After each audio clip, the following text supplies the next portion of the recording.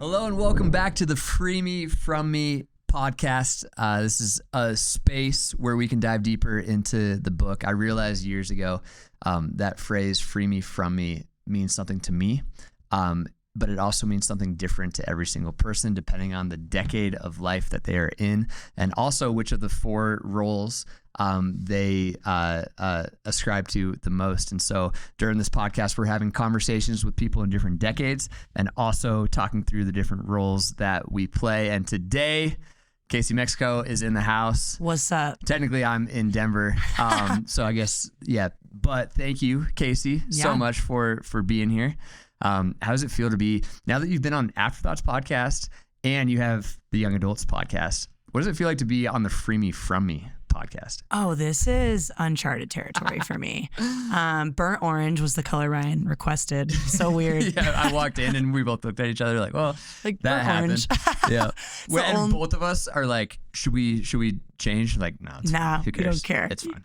No, this has been fun. Your book has been really like a knife to my heart in a good way. Yeah. Like very convicting, confronting, but also coming alongside what God's already sort of been doing in my life. And so thank you. Yeah. Honored to have some pre-release copy. Yes. But yeah, no, this has been fun. I'm excited about it. Well, thank you for reading it. So the four roles, as you know, the performer, the comparer, the avoider, and the controller. Yes. We were both in our 30s. And so we're talking about this decade of being in our 30s, but it'll be fun you're also, by the way, Kaci is the young adult pastor at Red Rocks, and she crushes it. And so you work with people in their 20s all the time. And so it'll be fun to talk about what this looks like in our 30s, but also what we could have learned or wish we would have known in our 20s. Because really the whole point of this podcast is where are we at, but also how can we give wisdom to people who have come before us. Yeah. And so from those four roles, again, performer, comparer, avoider, controller. Yeah. Which of those four jumped out to you? Which one are we getting into today? Ryan, the performer. The performer jumped out, and all of your stories. I didn't really realize it was I was like, yeah, it's probably the performer a little bit. You know, I'll give a message and wake up the next day and go over the whole thing, or one little mistake will like haunt me, and another mistake might not haunt me at all because it felt like it was me at least, or people laughed, even though it was like largely off topic or maybe inappropriate, or, but then as I was reading too, you talking about like the interiority of your mind as you were thinking through even like reading your Bible or leading a worship night with 12 people, what was going on in your mind as you were even performing spiritually, I was like, oh crap, like this is like much deeper than I think I thought. And so for me, it pairs with like, and I mentioned it before, but it pairs with a verse in 1 Peter 4 of like remaining sober-minded for the sake of your prayers. I feel I've been sober. I've been sobering up to like how deep this really runs in my life. Wow. Okay. So it's interesting because like psychologist phrase for the memes is the spotlight effect. Right. That we always feel like we have a spotlight on us. And so everyone is looking at us and thinking about us. So you walk into a party and you feel like all eyes are on you, even though it's not true. Like everybody else is thinking about themselves. Yeah. But what's interesting about our jobs is then once a week, we quite literally have a spotlight on us. Yes. And so how has that journey of being a performer been for you in the middle of ministry where like your job is to be spiritual and lead people into a spiritual moment, pointing people to Jesus, but oftentimes it's easy to make it about self. Do you experience that at all? This has been the longest journey. Like when I think I've conquered this, it just takes one bad sermon or one weird week or one weird comment somebody said 2 weeks later to realize that I have not conquered this at all. I think I've grown in it, or at least in how to like mitigate and manage myself. Maybe that's what I've grown in. And so for me, like when I was a college athlete, and I know that I struggled with performance and identity in sport. Sure. And as every athlete, you kind of have to have some of that to excel in a sport. Exactly. And you don't feel quite as bad about it because you're like, okay, I want to start. I want the stats. I want to play well. to me, I knew it was really, really bad though. One, because if I didn't play a full night, the better I got, the worse it got, which is funny because when you're a freshman, it's like, oh, well, I didn't get any playing time. Man, I feel like horrible about myself. I'm not anything. I'm not enough. You wake up the next day, depressive all day, sense of self like at the ground floor. But then you get to being a senior and you are playing 90 minutes, but it's not about that anymore. It's I'm not the top goal scorer on the team. But then by midseason, I am the top goal scorer on the team, but I'm not the top goal scorer in the league. Mm-hmm. And I don't know if I'm going to get that honor, the MVP of the league. So it's always another thing ahead of you that makes you realize like the real problem isn't that you're not getting the next thing. It's that like the structure of how you view your worth and your lovability and all those things is like, it's messed up and not calibrated correctly. Yep. And so for me in sport, I think I thought I like conquered it, but I really just didn't play college soccer anymore. It was like, you just graduated. And then I got into working in ministry and I really got into it for God. Yeah. There was no part of me, I didn't grow up around mega church culture. So there was no part of me that thought a stage was anything. So I think my lack of exposure kind of protected me. And there was like a built-in naivety of like, I feel called to teach because I'm somebody who, when I love something, I have to tell somebody base level. Like I love Taco Bell. I could talk your ear off about it. And I could literally get you to the point where you're like, I have to go there because I believe in it. I believe you. And that's me. And then I get into ministry and I had this sort of judgment for people who wanted to be on stage or struggled if they weren't on stage or their profile picture was them with a microphone. And I was like, get over yourself. Like, I'm not like that. Totally.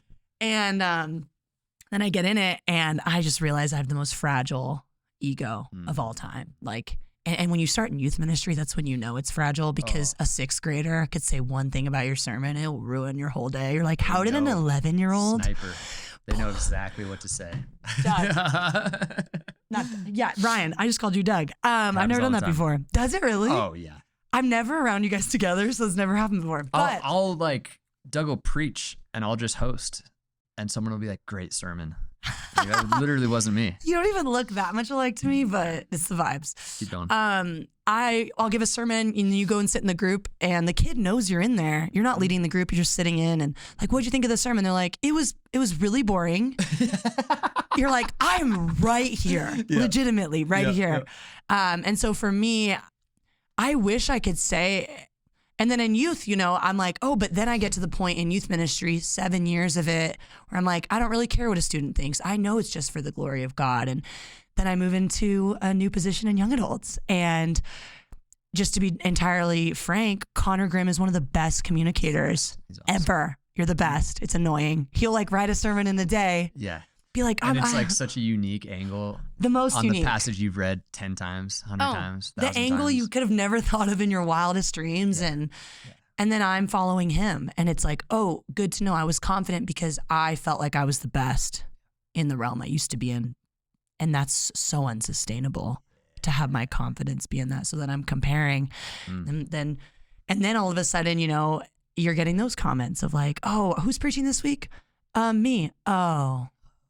You're like, you're good. You're good.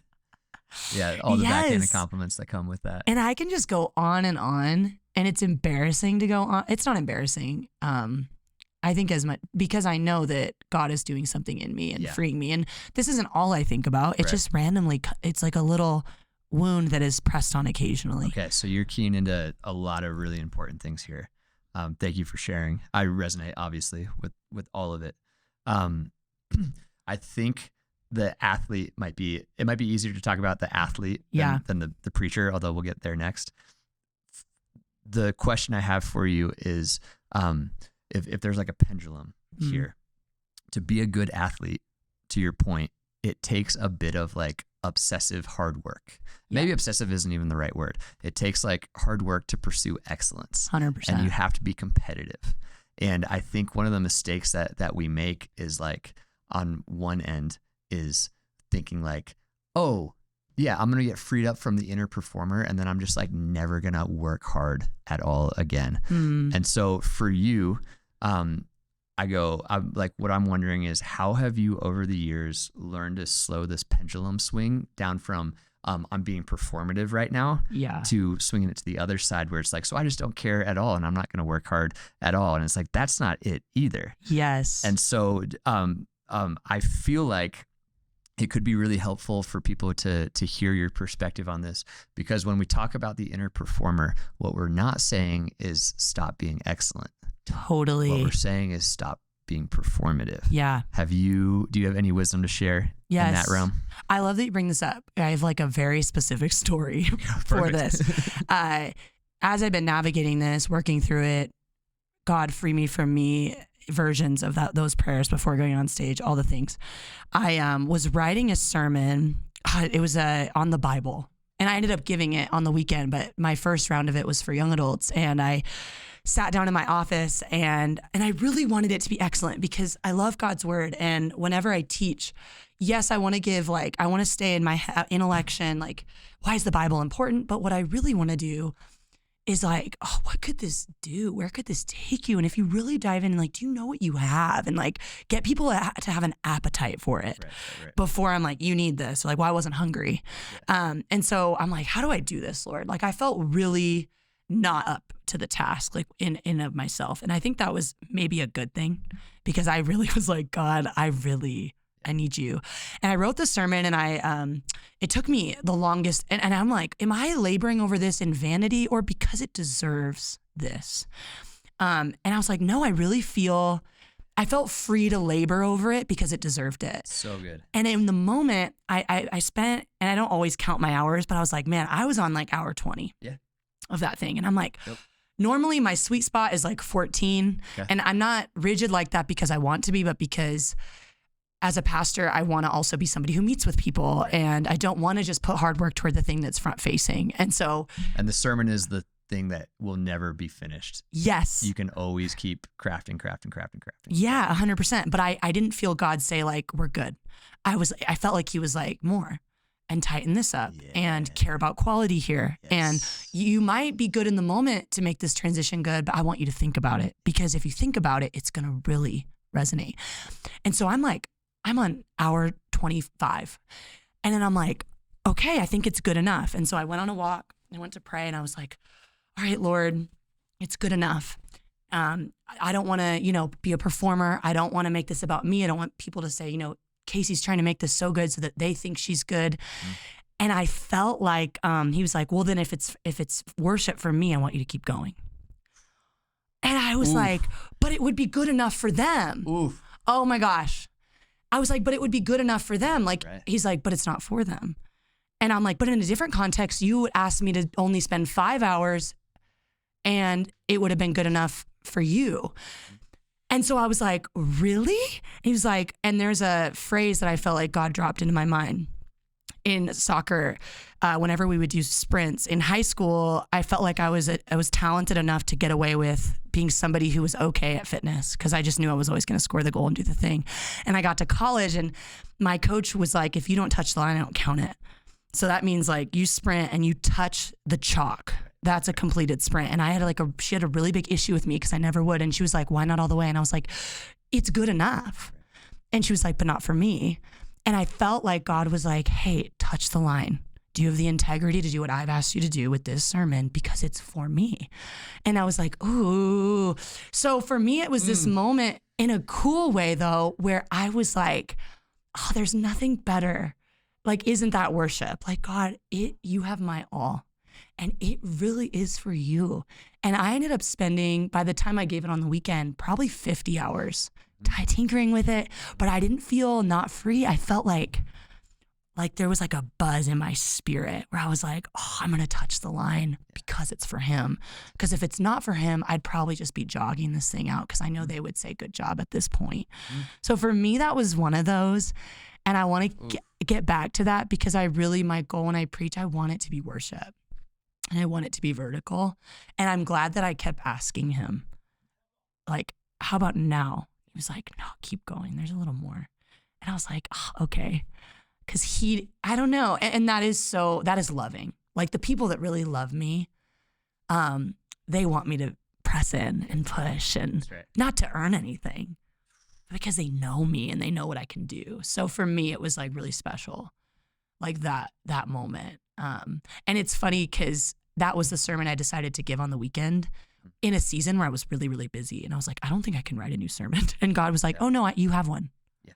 Right. You have one. Yeah. And it's ready. And you get to do it 9 times because you're also going to come to Austin and preach it. I don't even want to. The Sunday after my 5th time giving that message at that hotel in Austin, I'm laying wild, right? on outside of a hotel pool, my voice on fire, and I just kept hearing kids in the pool, and I was like, these kids better shut on up. I just came from church. Totally. Wild. Thanks for that question, though. Thank you for saying that. So I think you just keyed into something so important that the performer, it's only performative if it's for other people. That's so good. Yeah. If it's for God, that's just called being made in his image and being here on this earth to do something. That's so good. And these days, I think that it's almost like we're allergic to anything performative, which then bleeds over into like we're allergic to any hard work. Huh. And so it's like, well, I can't work that hard because I got to make sure like, that I'm taking care of myself and all of that. And we're all for rest and Sabbath and all of that. And also like life's pretty short and we're here for a reason. And like you've been given gifts and reasons that you're on this earth, and like, why not pursue excellence with it? Totally. You know what I mean? Yes. And so I think that could be helpful for people. It's like, that doesn't, learning how to not be so performative doesn't mean that you stop working hard. And it doesn't mean that you stop caring about your craft. It means that you stop seeking validation from other people in what you do, right? Yes. Man, that was well said. Freed me up. Like I enjoyed it. There is fun. It's fun to like give your all to something that matters. It's so fun. I think about like God in the garden. Yeah. Putting Adam in the garden and going, work it and keep it and take it somewhere. Yes. Like make something. We're not on this earth just to like rest all the time. Yeah. No. I don't know why I'm going after hard work order, but like it's fun. Yeah. It's meant to be fun. We're here for a short time. Yeah. If we're gonna do something, let's do it well. Yeah. You know? Oh, and you made me think of whatever.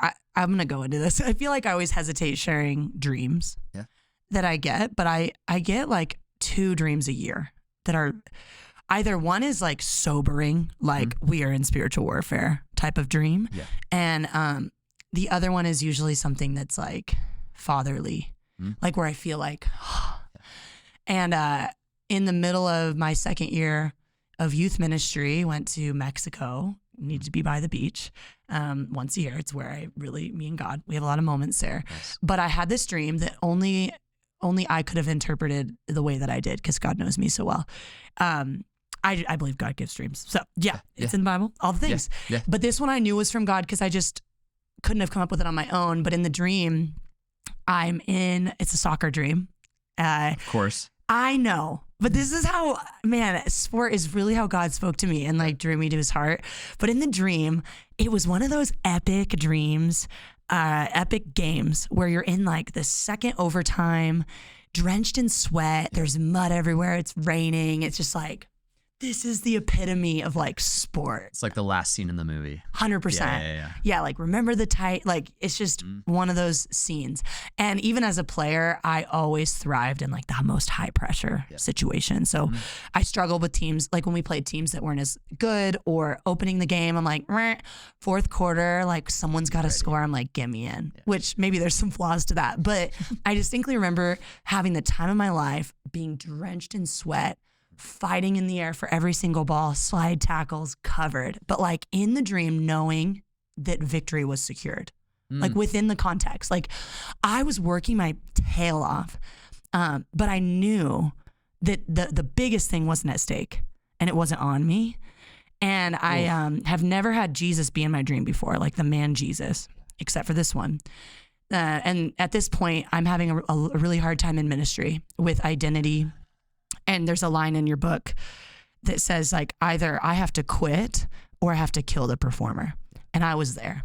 I was like, I'm either going to quit or God, you need to find me a way to like sustain this because my quality of life was low.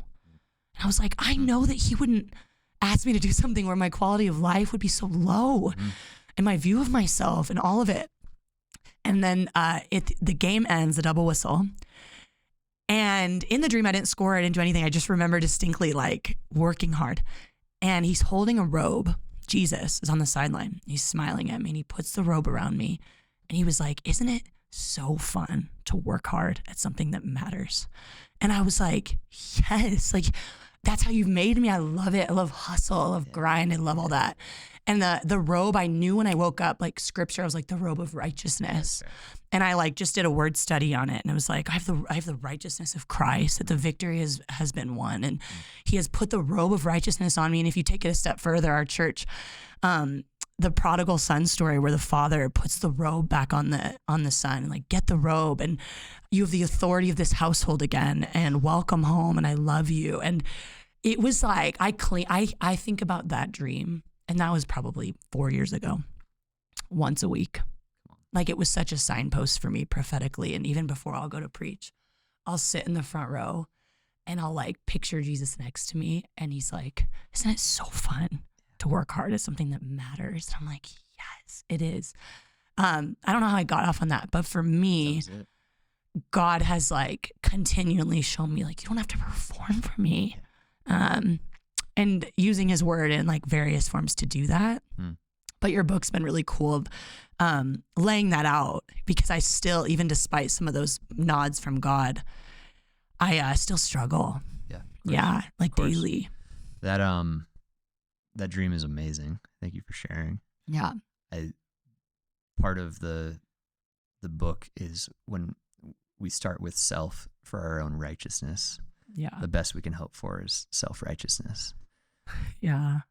And that's what you see in the Pharisees, right? Like Jesus had his strongest language for those who were trying to earn righteousness on their own. And so ministry with self at the center, it's just not going to work. Trying to preach really well with self at the center is just not going to work. And I think that dream is such a beautiful picture of God going, remember, I'm at the center of all of this. I give you righteousness. You get God's righteousness. Yes. We start from that place. Yeah. And then to your point, it becomes very fun to work because you actually aren't working for your own righteousness. Yeah. You've already got the robe and now you get to go out. And so, man, if you're watching this, listening to this, you and I, we've both learned this lesson 100 times over and we can preach it. It's so hard to live like it's true.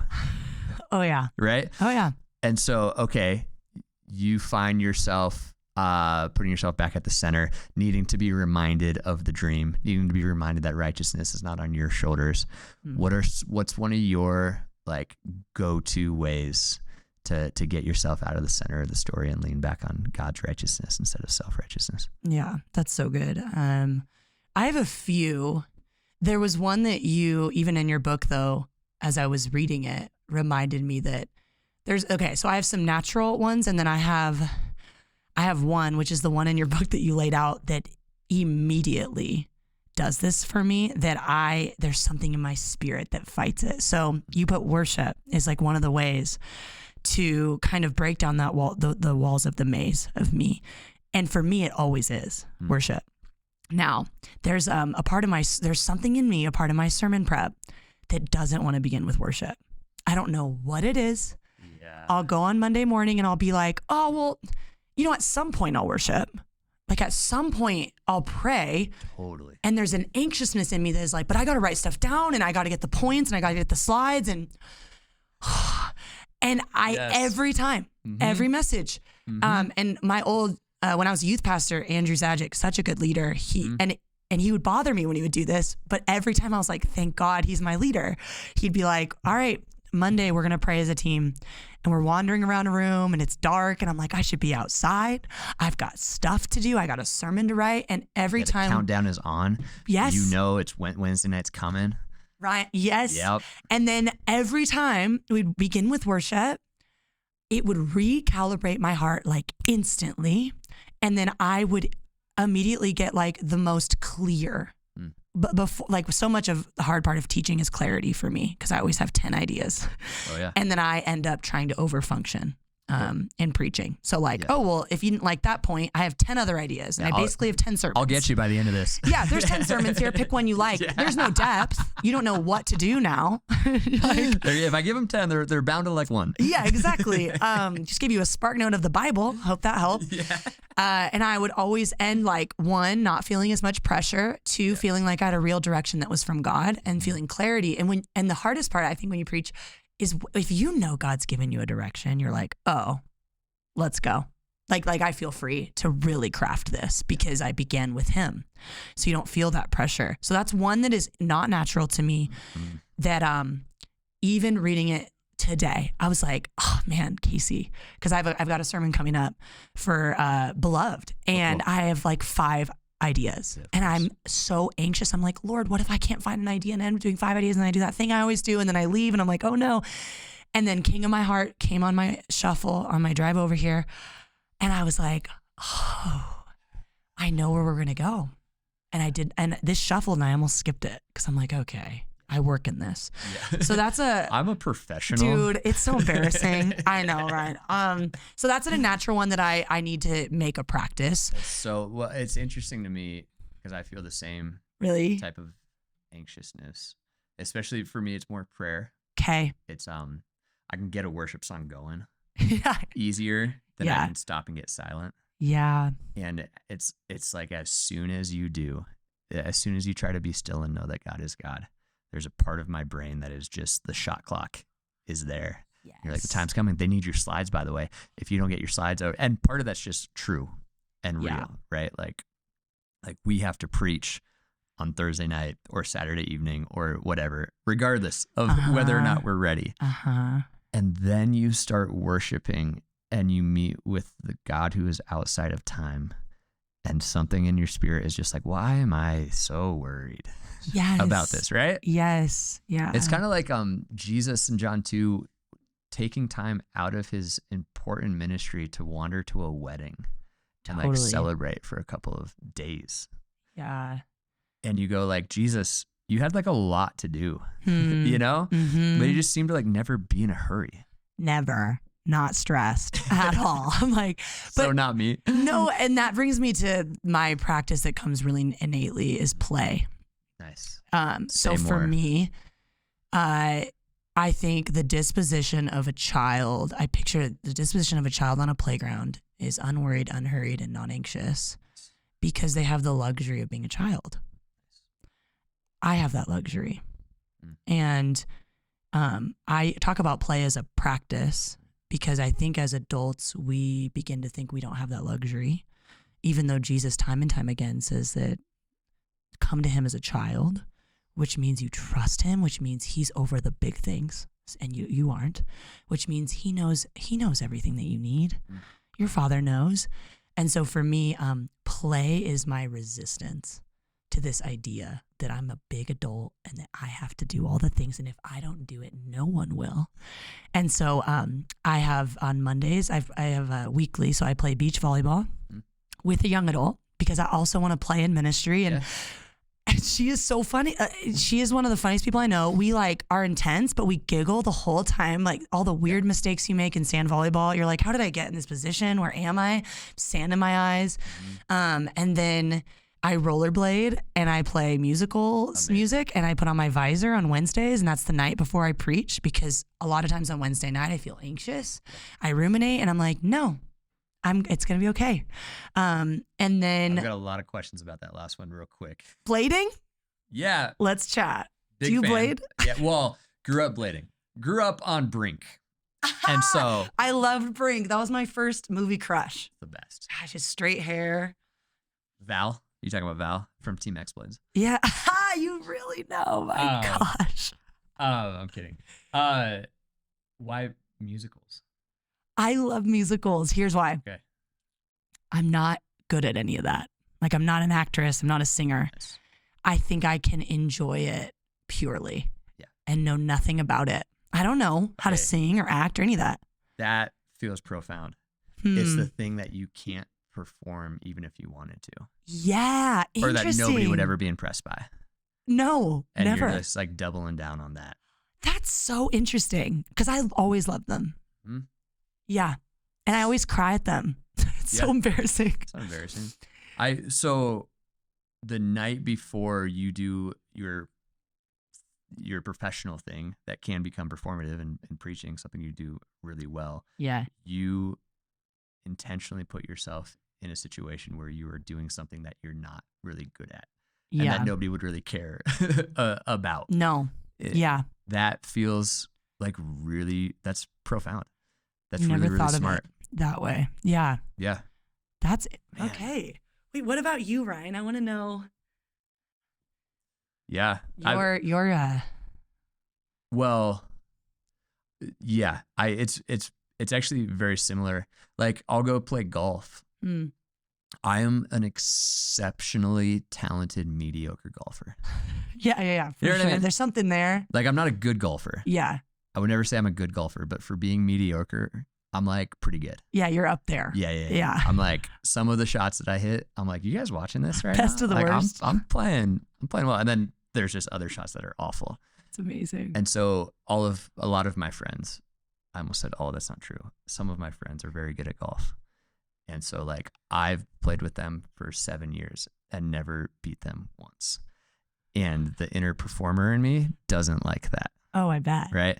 And so I think there's something really beautiful about like, I'm going to put myself in this situation where I know I'm showing up and I'm probably number 3, if not number 4 in this group of 4. And I'm just going to be okay with it. Yeah. You know? Yeah. And I'm going to realize that I'm outside right now. I'm in the sun. I'm with my friends. We're having deep conversations about stuff or being silly and messing around and talking about nothing. And nobody will see my scorecard or care about it. Yeah. Because it just doesn't matter because I'm not on the PGA Tour. Yeah. You know? Oh my gosh. Yes. So that like scorekeeping thing, I think for me, my version of that is put myself in situations where I will have 28 opportunities to get mad at myself and 28 opportunities to go, oh, that doesn't matter. That's Let's just so relax. good. It's like exposure therapy. Yeah, exactly. Totally. That's so good. Yeah. So there's something to the play thing. And honestly, I'm not good at it. I'm not, it doesn't come naturally to me. Yeah. I almost get anxious when it's like, oh, but I could cancel that round of golf and I could like go make some more progress on a chapter in a book or on my next sermon or whatever it is. And I have to like stop myself and go like, no, this is part of it. Totally. You know? And you might get like your best idea out playing. Yeah. Totally. Yeah. In fact, I do. And, like all of the best ideas don't come from staring at a computer. Yes. Yeah. Yeah. But the performer in me wants to stare at a computer. 100%. Yeah. Okay, so that's really good. So worship and play. Yeah. Very maybe opposite.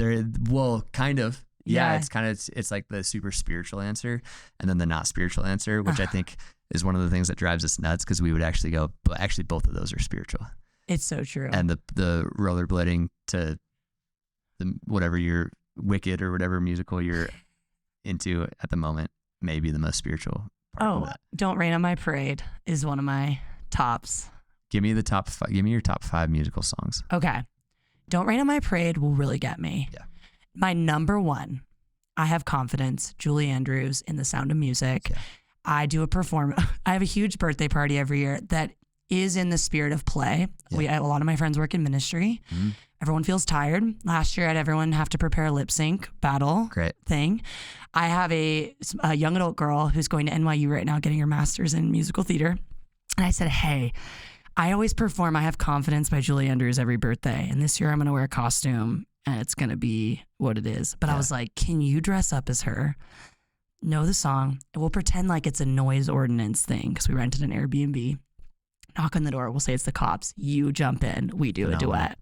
Phenomenal. And we did it, the whole thing. And it was incredible. I felt she's so good that I was like starstruck, even though it was like one of my small group girls. You're like good at the arts. I am like, who are you? Oh, totally. Like you're especially singing. a genius. I'm like, how are you guys doing that? Like you're Adele. Like how did I get here? How do you change the tone of your voice? Because I can't. No idea. I got one key. I have one key and it's like Lady Gaga strung out on her worst day. Like, anyway. Yes. So that one, I have confidence. Don't Rain on My Parade. From Funny Girl. And can we count like Disney? You can count whatever. How Far I'll Go. Okay. Moana. Yep. Very important song to me. Phenomenal movie. Phenomenal. It's set in the ocean, so I think that's why it's like regulates my nervous system. For Good, Wicked. Yeah. If you can find a BFF, I don't know if boys have this, but like singing that with a gal pal, you're like, you could cry. You could really break it down. Yeah. I'm trying to think. Gosh. Did you say you don't know if guys have friends? No, I can't pick. Oh, that we don't sing duets. Yeah, like I feel like the guy version of like a duet musical is like Les Mis, and it's like, do you hear? It's like a war song. Okay, to me, it's like, you're on the 16th hole of a good round of golf, and you're both like locked head and head in a competition, and then one of you is like, hey, there's this thing going on in my life I got to talk to you about somebody. Like that's a male version, I feel like, of what you're talking about right now. Because I knew you. That's your For Good. Yeah. Wait, that is right. amazing. I think it's time for me to start seeing a therapist. And that's like as close as we get to I have been changed. Yes, it took 3 hours of golf for you to say that. Wow, there needs to be a side by side. That is amazing. I think that's all that has come to my mind. Those ones, very I like key. That. See, and your inner performer is going to want to say, no, we were going to do our top 5 songs, so I got to say 5, but I only said 4, so I got to come up with one more. Currently dying inside. But we're going to practice being like, no, 4 is great. Yeah, I only have 4. I'm still searching for the 5th, as you said that, but I'm not going to do it now. Okay, last question. Okay. You work primarily with the YA crowd. Yeah. You would say, what's the age range about? 18 to 30. Yeah, great. So if you were talking to somebody in their 20s, who would say performer is for sure me, what's one thing you would say to them, thinking back to a decade ago, going like, hey, let me give you, here's what I wish I would have known back then. Here's one little piece of advice. Yeah. The first thing that comes to mind, and I'll run with it, is performing, you want to isolate typically when you first begin to struggle with this or realize it's a struggle or an issue. You want to isolate and then self-solve. So, okay.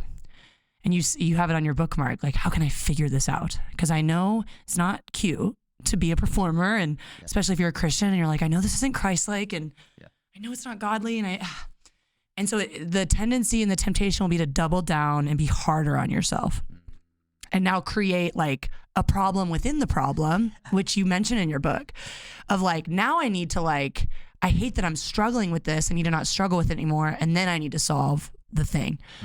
And so I wish that I was more open with this struggle with like my peers and my friends, because I felt really ashamed, and it feels embarrassing to say like, I really care what people think, and in fact what they think affects how I see myself, because deep down I don't really know if I'd be lovable if I was as good as if I wasn't as good as I wanted to be. And I think the thing that has always not extinguished it, but like brought it out of the darkness, because I think shame wants to really grab it and be like, this is you're the performer, and you're always going to struggle with it, and you have to try to figure it out, and is inviting people into it and being really honest. So good. And I'm sure probably you, even as you were writing, like sharing your stories, and so being like, hey, I hate that I care about this, and I'm really struggling with it. And even recently with preaching, I've been like, to my small group, hard for me to do this. Can you guys pray for me at 7:15? That not that it would be good, that it wouldn't be about me, and that I could be free doing what God's asked me to do. And it was harder than I thought. Like, I was like, I've been vulnerable before, but this one feels hard. And so please invite people in. So good. What is it? Repenting to one another, confessing to one another will bring healing.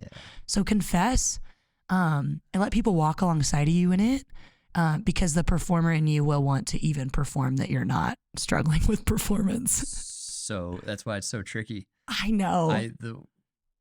One of my early sermons, a guy walked into the room about 15 minutes before the sermon who I really look up to, you know? Oh yeah. If Sean And, watched me like- preach, I would die.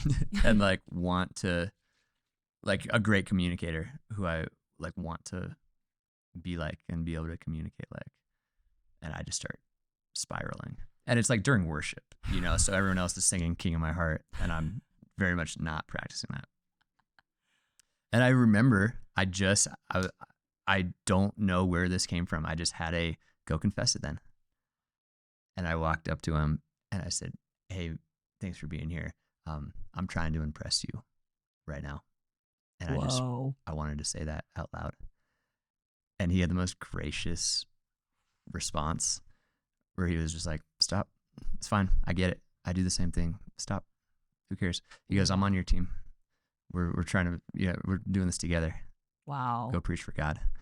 And it was one of the most freeing sermons I've probably ever preached. Wow. You know, and then he's just like there shouting me down. But the whole time I'm not like trying to get him to shout me down. I'm just like, no, he's my teammate. Wow. Who's like they're going like, I want you to win too, because when you win, I win. And I don't. There have been plenty of other times where I haven't done that, Mm-hmm. you know. But Yeah. I think that's a really profound answer, is confession. Yeah. Yeah. No, that's so good. I love that you did that in the moment. You're Yeah, like, no, I'm yeah. doing it now. Yeah. And like immediately. Or else it would have, you know how it goes. It would Oh, have just talk been in the yourself. back of my mind the entire time. Yes. Yeah. Or felt bad that you felt that way and then Yeah. spiraled And then it's deeper. even worse. Yeah. So yeah, like I use a line in the book that a psychology teacher taught me years ago. We're all bozos on the same bus. Hmm. Like we all have our stuff. Yeah. And that frees me up to just confess it all and So to good. talk about it whenever. And so, anyways, whoever that is for, you're right. Repentance and putting our faith in Jesus, we get saved, set free. But then something about confessing is where so much of the healing comes from. Yeah. It's like there's like this vertical repentance, and then there's this like horizontal confession yeah. that just sets people free. And so, man, thank you for sharing all that. Yeah. Thanks for No. being on the Free Me From Me podcast. This has been so helpful for me to even talk through. I'm like, okay. Yeah. And even like one last thing, Go. like confessing almost is the action of taking off a mask or a costume. Hmm. And performers need those things, right? Those are involved in performing. Oof. And so it is interesting of like, oh wait, can I take this off really quick and like really show you? And even like that, I don't know, I just got that image. It feels like very, Wow. yeah. That feels important. Yeah. Even like, so Adam and Eve in the garden, Genesis 3, Hmm. they find fig leaves and start trying to hide. Like Yep. pretty much immediately. And how often it's just like our costumes have become so much more elaborate now, I know. right? Yeah. It's true. And so one of the best ways to not be a performer is to take off the costume that you're using to perform. Mm-hmm. And then full circle, that doesn't mean that sometimes that means God's going to like remove that soccer or speaking or music or whatever your thing is from you. Most of the time, it's actually, he's going to go, no, I just want you to do it freely as yourself. 100%. Right? Yes. It's for freedom. Galatians 5:1. It's for freedom. Christ has set us free. That's Amen. what one of the things that Pastor Sean tells me all the time is he goes, the best piece of advice I have for you for communicating is to be your authentic self. Right? Yeah. It's so good. And it's hard because we watch how other people do things and we're like, that doesn't mean we don't learn from people, but at the end of the day, like, what does it look like to be up there without fig leaves on? Yeah. And it's hard, It is. It's worth it. but it's so worth it. And so whoever is watching this, thank you for joining us. Do you have any last thoughts, by the way? before we No, cut you thanks off? for having me. Yeah. Read the book, guys. So good. Thank you, Kaci. It is, remember, it's a lifelong journey. Lord, free us from us. It's a prayer I pray every day, going to continue to pray every day. And remember, like, there's no condemnation along the way. And that's the beauty of not putting ourselves at the center of all of this. With Christ at the center, we're freed up just to continue practicing the way of Jesus. And so, Kaci, thank you for sharing your story. Thanks for helping so many of us learn how to stop performing. Thanks. Appreciate you. Thank you all for watching. We'll see you next time.